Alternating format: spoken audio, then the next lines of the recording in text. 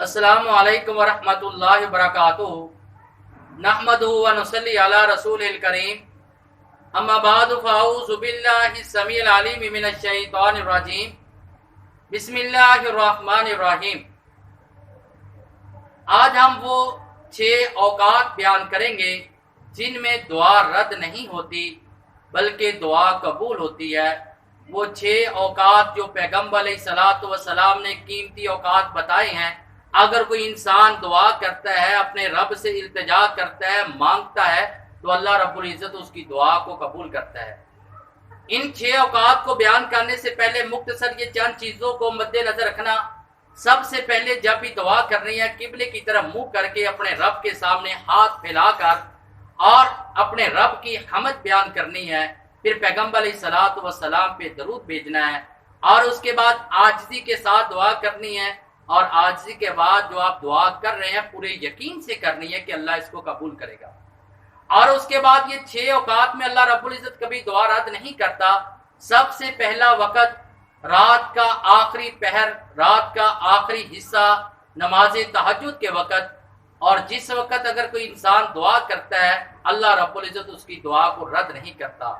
اور دوسرا وقت فرض نماز کے بعد، اگر کوئی انسان فرض نماز کے بعد اپنے رب سے دل جمی کے ساتھ، خلوص نیت کے ساتھ دعا کرتا ہے، اللہ رب العزت اس کی دعا کو رد نہیں کرتا۔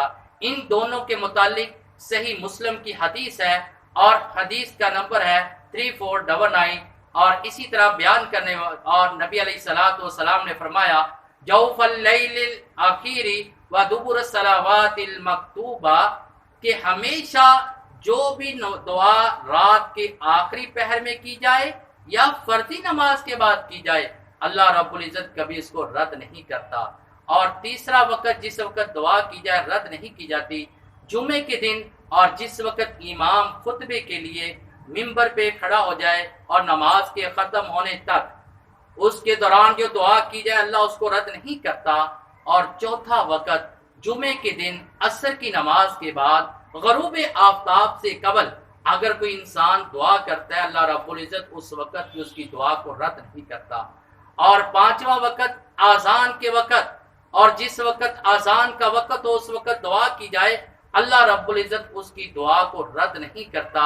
اور اسی طرح چھٹا وقت جس وقت اللہ تعالی مسلمان کی دعا کو رد نہیں کرتا، وہ آذان اور اقامت کے درمیان، جس وقت آذان ہو جاتی ہے اس کے 20 منٹ بعد یا آدھے گھنٹے بعد جماعت کا ٹائم ہوتا ہے، اس کے دوران اگر کوئی انسان اپنے رب کے سامنے بیٹھ کر مانگتا ہے اور دل جمی سے دعا کرتا ہے تو اللہ رب العزت اس کی دعا کو رد نہیں کرتا۔ اور کیونکہ دعا بھی عبادت ہے، ہمیں خصوصاً ان 6 اوقات میں دعا کرنی چاہیے۔ اللہ رب العزت ان 6 اوقات میں دعا کو رد نہیں کرتا۔ اللہ رب العزت سے دعا کہ اللہ تعالی ہمیں اللہ رب العزت سے مانگنے کی توفیق عطا فرمائے۔ وما علینا الا البلاغ المبین۔